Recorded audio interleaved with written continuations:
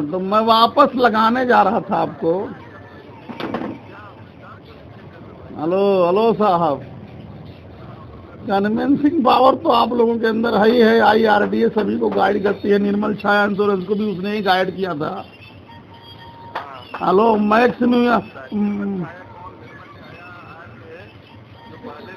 हाँ, अच्छा सुनो मेरी बात, ये जो मैक्स लाइफ इंश्योरेंस था उसको भी उसी ने गाइड किया था। हाँ, तो जितने भी इंश्योरेंस सेक्टर की कंपनियां हैं उनको IRDA insurance regulatory development authority ही गाइड करती है, जैसे कि RBI सभी बैंकों को गाइड करती है। आपने ही गाइड किया था हम लोगों को 2000 से, और आज तक हम आपकी बताए हुए रास्ते से पे चले। बताइए लेकिन ये PACL का समाधान आज तक हुआ नहीं सर। क्या करो, महामारी है। अरे सच सच को बोलिए सर, सच में नहीं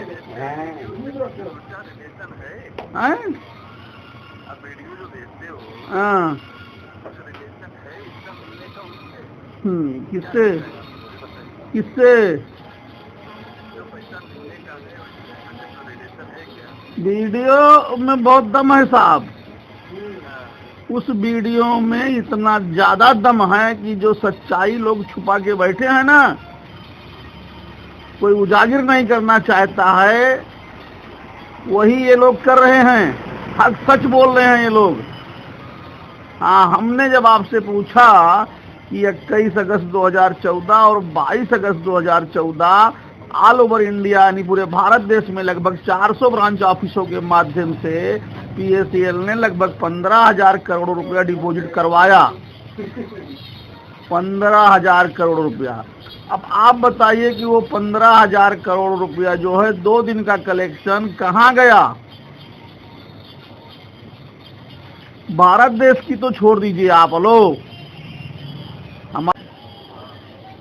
उस ब्रांच का हिसाब अगर पूछा जाए हमारे टॉप सीनियर से तो खाली उलूल जुलूल जवाब, संतुष्टिपूर्ण जवाब नहीं मिला आज तक। कंपनी मैनेजमेंट से पूछा गया, वहां से भी कुछ संतुष्टि जवाब नहीं। निर्मल सिंह भंगू से पूछा गया तो वहां से भी कुछ संतुष्टि जवाब नहीं। सेबी और लोढ़ा कमेटी से जब पूछा जाता है तो सीधा बोलते हैं हमारे पास उसका रिपोर्ट ही नहीं है 21-22 का।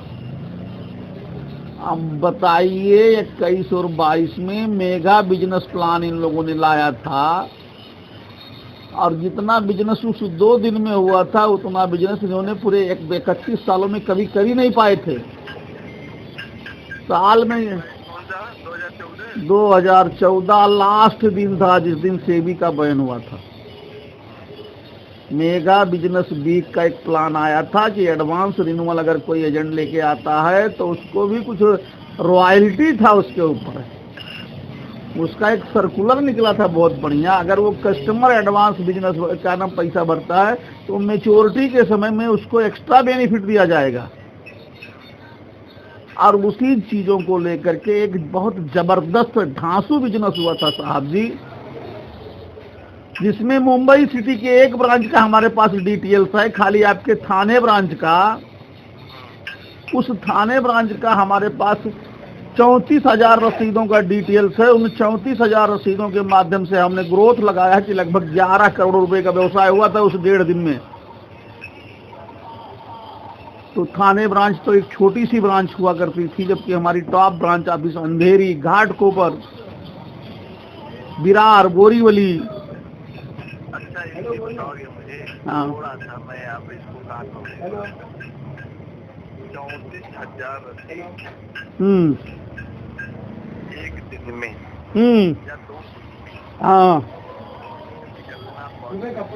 जी जी जी जी जी जी, क्योंकि वो रसीदें सुने, मेरी बात सुनिए, वो रसीदें सुबह 9 बजे से लेकर के और शाम को 11 बजे रात तक वो रसीदें वो जारी की गई है। ऐसा एफिडेविट मुंबई और महाराष्ट्र के लोगों ने दिया है। लो जितने भी काउंटर इनके थे उन काउंटरों पे ऐसे 6-7 काउंटर है जिसमें खाली खाल कैश जमा होता था,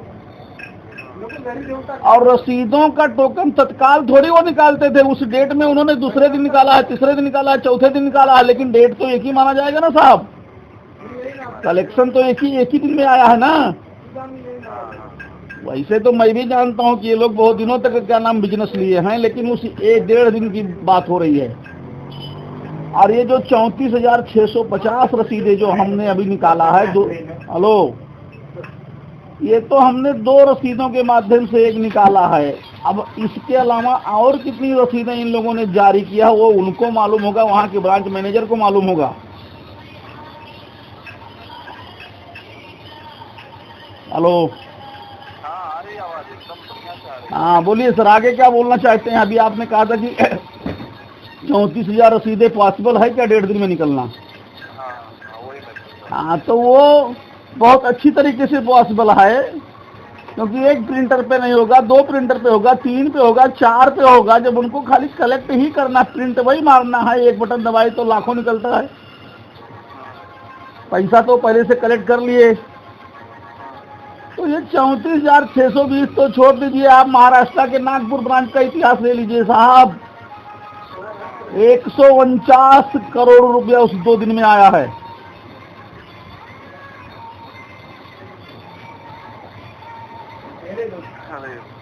कैसे भाई, मैं तो इमेजिन नहीं करता मैं ये सब। नहीं, अगर ये संभव नहीं है तो हम उसका डिटेल्स आपको दे देते हैं, जो लगभग 400 ब्रांच ऑफिस है जहाँ जहाँ का डिटेल्स अपने लोगों को मिला है। अंधेरी का एक भी रसीद नहीं मिला है, अंधेरी का एक भी रसीद नहीं मिला है, उसका कोई डाटा ही नहीं मिला है। मालूम मुझे भाई, घाट गोबर का एक भी डाटा नहीं मिला है। अब सुनिए मेरी बात, मैं बताता हूँ आपको।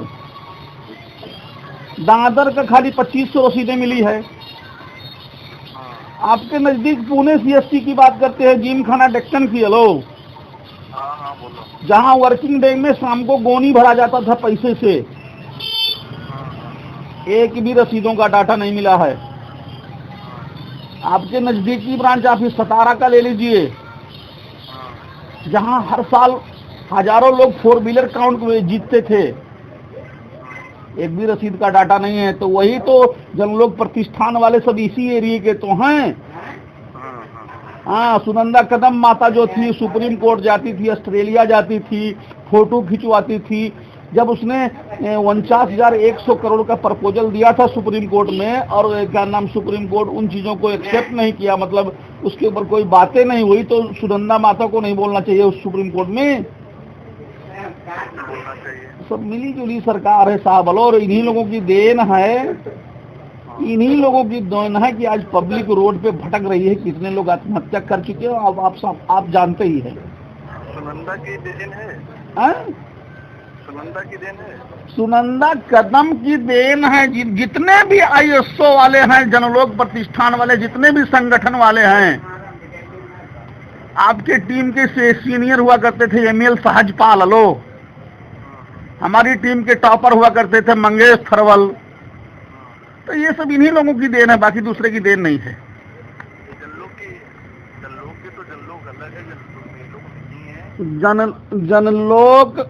जनलोक प्रतिष्ठान की अध्यक्ष है सुनंदा कदम,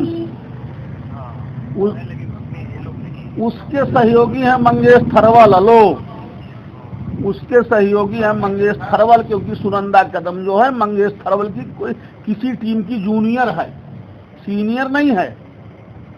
मंगेश थरवल के सीनियर थे HM परब, HM परब के सीनियर थे KK वर्मा, KK वर्मा के सीनियर थे अशोक शर्मा, और अशोक शर्मा डायरेक्ट कंपनी से जुड़े थे। इतनी नॉलेज है हमारे पास सर। तो सुनंदा कदम जो है इनकी जूनियर है, लेकिन वो आज जनलोक प्रतिष्ठान की अध्यक्ष है। और बताइए साहब,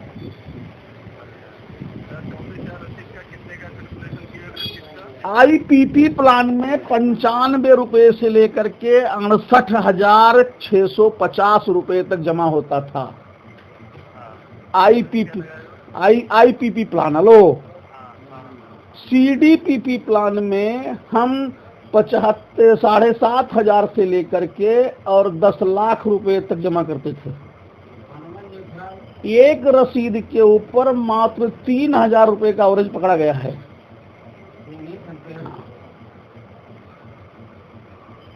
एक रसीद के ऊपर मात्र 3,000 रुपया। 10 करोड़ 49 लाख कुछ ऐसे बन रहा है।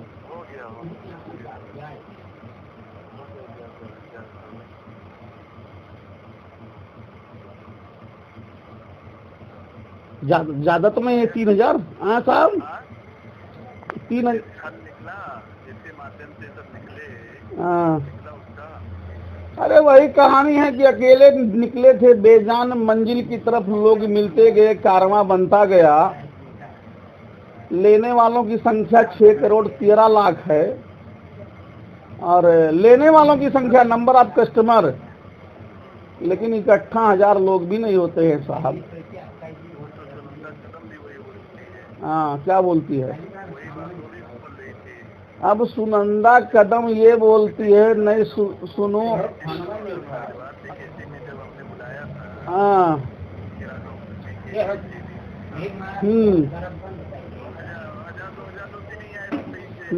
सही है।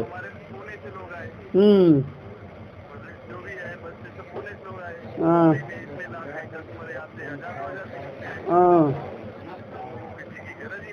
हाँ, तो अभी उसका जवाब मैं देता हूँ। सुनंदा कदम को दूं कि आपको दूं?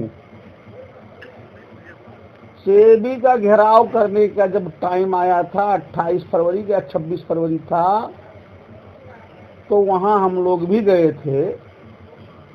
वहाँ लोगों का एंट्री भी रजिस्टर में हुआ, लेकिन एंट्री करने से पहले मैं निकल आया था। अब रही बात, आप सेबी का घेराव करके क्या करोगे? नहीं, वही तो मैं आपसे पूछ रहा हूँ कि सेबी का घेराव करके क्या करोगे मेरे हिसाब से?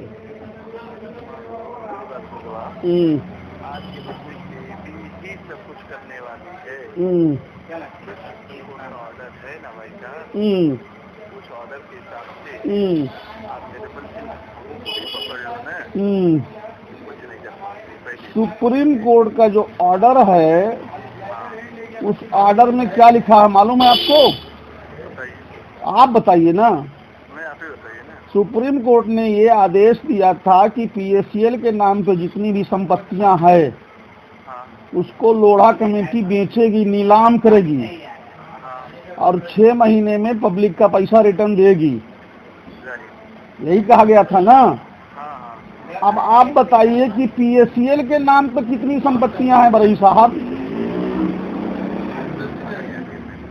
अरे वही तो बातें है ना सर, वही तो। लेकिन फिर मैं बोल रहा हूँ, काम किसका है? सेबी का ही काम है ना। नहीं, सुनिए मेरी बात सुनिए। पीएससीएल जब सेट में गई थी, सेट में इनका मामला खारिज कर दिया गया था, कोई सुनवाई नहीं पीएससीएल का हुआ था। तब ये भाग करके कहाँ गए थे? सुप्रीम कोर्ट में। सुप्रीम कोर्ट में सेबी ने ही इनके ऊपर वो ब्लेम लगाया था कि ये रियल एस्टेट का बिजनेस ना करके CIS का बिजनेस करते हैं, कलेक्टिव इन्वेस्टमेंट स्कीम का बिजनेस करते हैं। मतलब पैसा लेना और पैसा देना ही इनका काम है। सेबी के निगाह में ये अनलीगल काम करते थे। मतलब 2 व्हीलर का लाइसेंस लेकर के ये 4 व्हीलर चलाते हैं। बात वही बनी ना।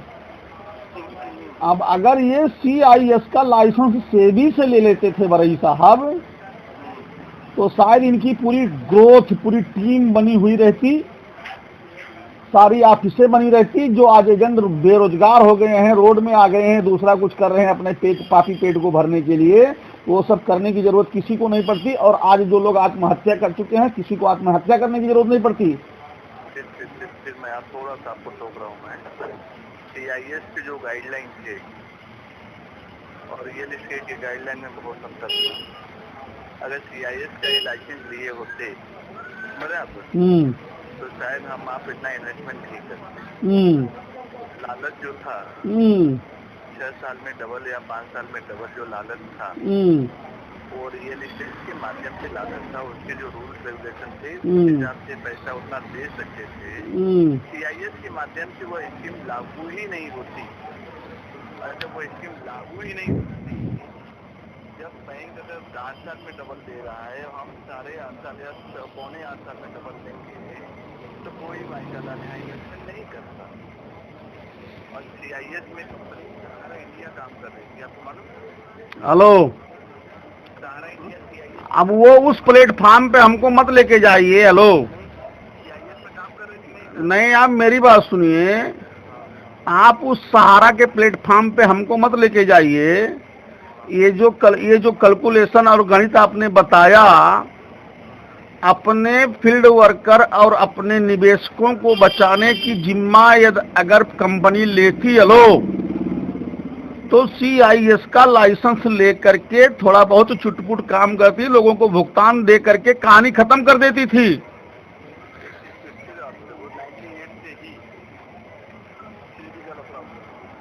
हम्म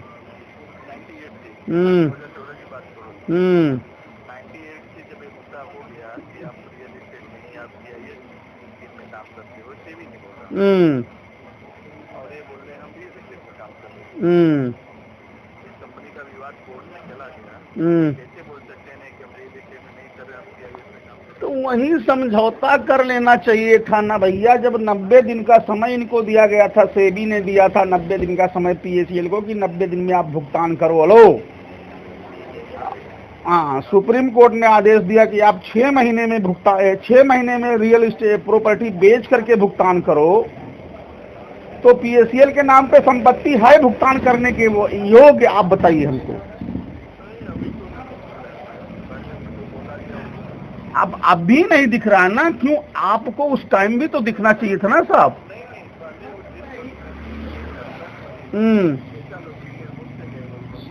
अरे भैया, आप हमारे भी सीनियर थे, आपकी बातों को हमने माना था। लो, आपकी बातों को हमने माना था, आप अपने सीनियर की बात माने थे, तो उन सीनियर से कभी आपने पूछा क्या इस तरीके से? हाँ,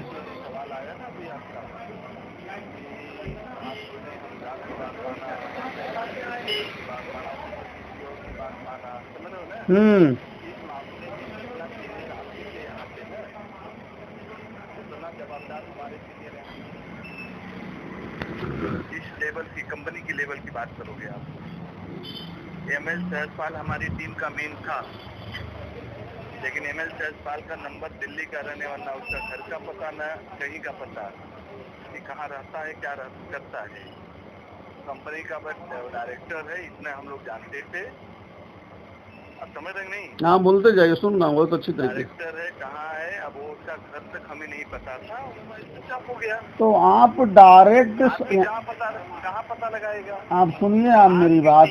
मैक्सिमम सीनियर जो ML सहजपाल की कैटेगरी का हैसियत रखता था बंदा, मंगेश खरवत,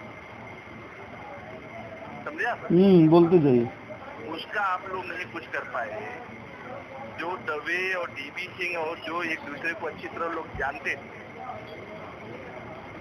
हाँ, मंगेश खरवत मुंबई में ही रहता था, मुंबई में ही भांडुप में ही अपना ब्रांच खोल के चालू किया था वो, वहाँ पे लोग नहीं कुछ कर पाए।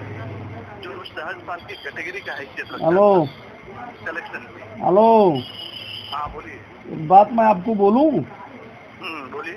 ML सहजपाल आपकी टीम का एक टॉप % व्यक्ति था जो दिल्ली में रहता था।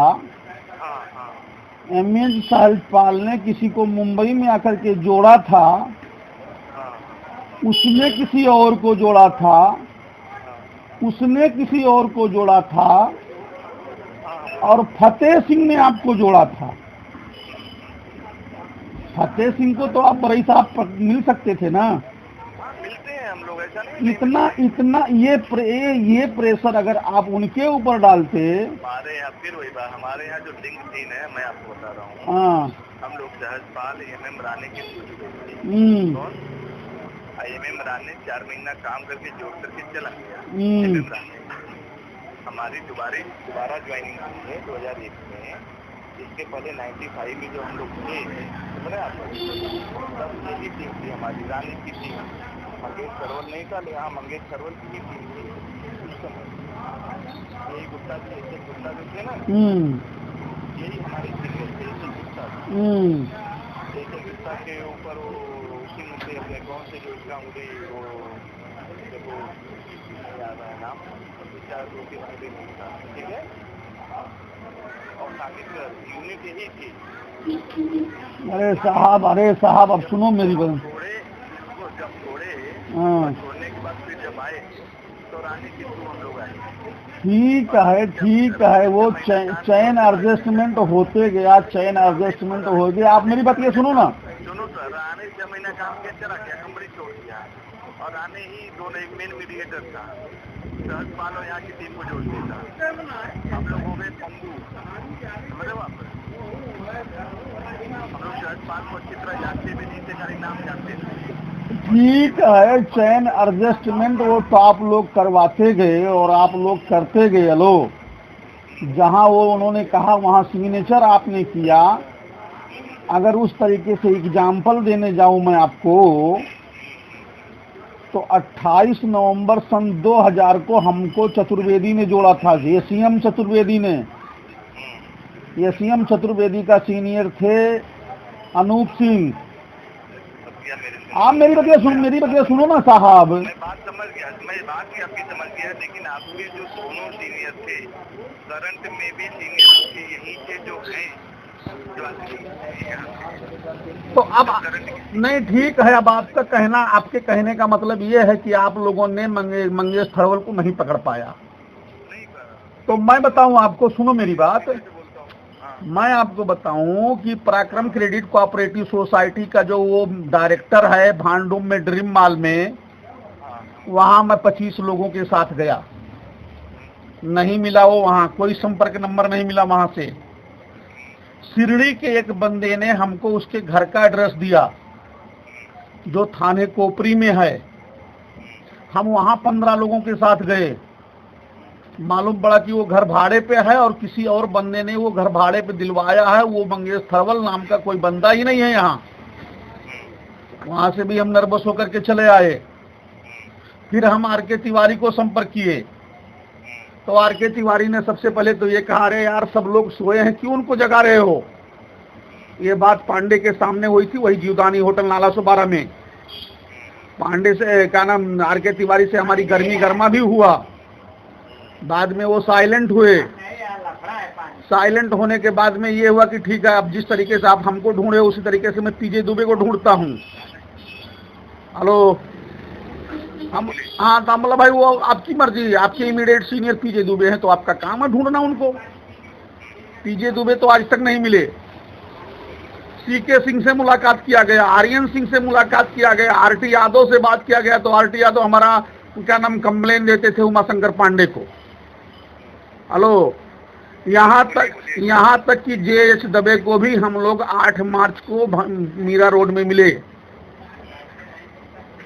कि हमारे ये क्वेश्चन का आंसर चाहिए। अगर आपके पास आंसर नहीं तो आप मंगेश थरवल से लीजिए और या तो उनसे मिलवाइए। 8 मार्च के बाद में फिर मुलाकात नहीं हो पाई। फोन पे 2-3 बार बात हुआ, लॉकडाउन चल रहा है। और रही बात, हमने भारत देश के जितने भी डिपार्टमेंट हैं गवर्नमेंट संस्था के, ऐसा कोई डिपार्टमेंट नहीं बचा है कि जहां हम लोगों ने सूचना नहीं पहुंचाई है कि हमें ये तकलीफ है। तो हम लोगों ने बहुत प्रयास किया। रही बात, अभी तक कोई संतुष्टिजनक रिपोर्ट यहां से भी नहीं मिला, लेकिन जिस तरीके से हमने किया है, हेलो, उसी तरीके से अगर और भी लोग किए होते तो शायद काम हो सकता था। आज सेबी के ऊपर दबाव डाल करके कुछ नहीं होने वाला है भाई साहब। लोढ़ा कमेटी के ऊपर आप दबाव नहीं डाल सकते हो, सुप्रीम कोर्ट के ऊपर आप दबाव नहीं डाल सकते हो। सुप्रीम कोर्ट ने फैसला दे दिया।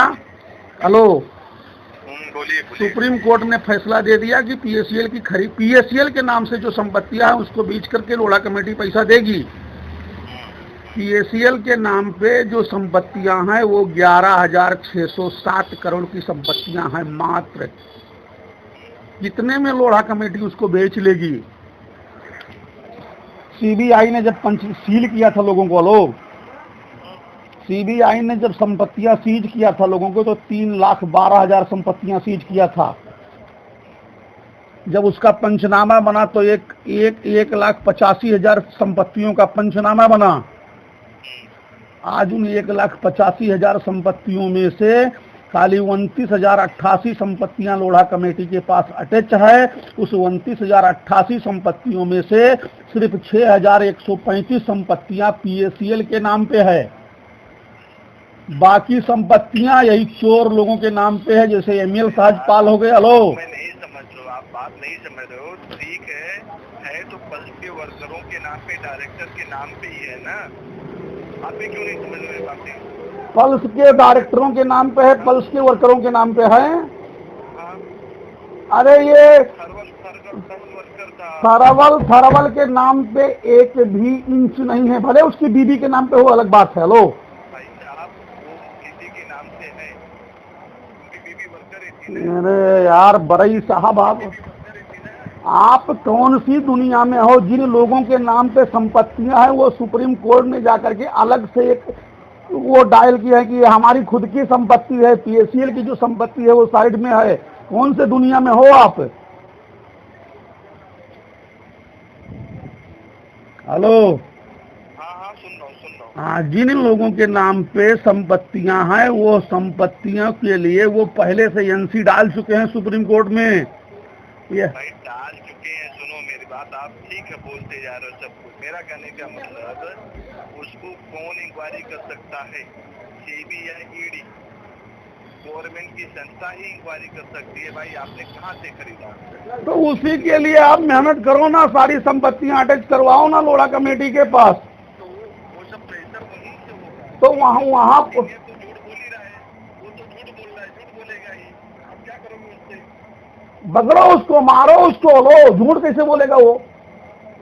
जब गवर्नमेंट की संस्था दबाव डालेगी तो ही कुछ हो पाएगा।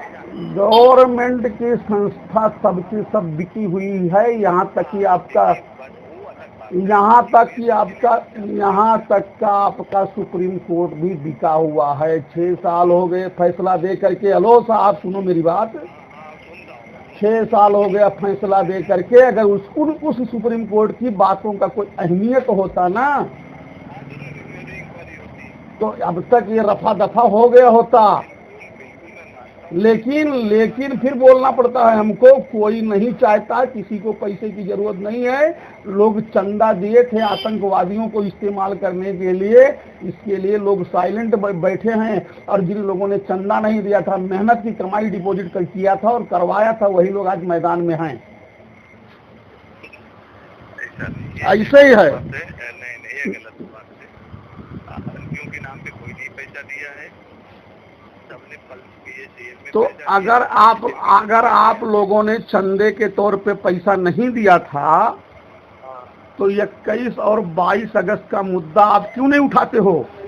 यार उठा के क्या मतलब? आप फिर बात देखिए, मैं तो घर में ही है, अगर आप डिसीजन नहीं, सुनो मेरी बात, घर में ही देख रहा हूँ।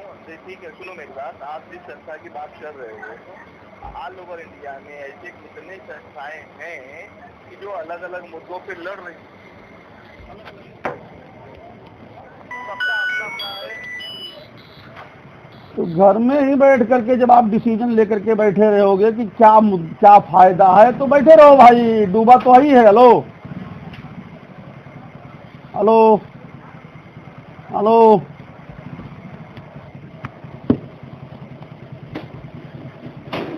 हेलो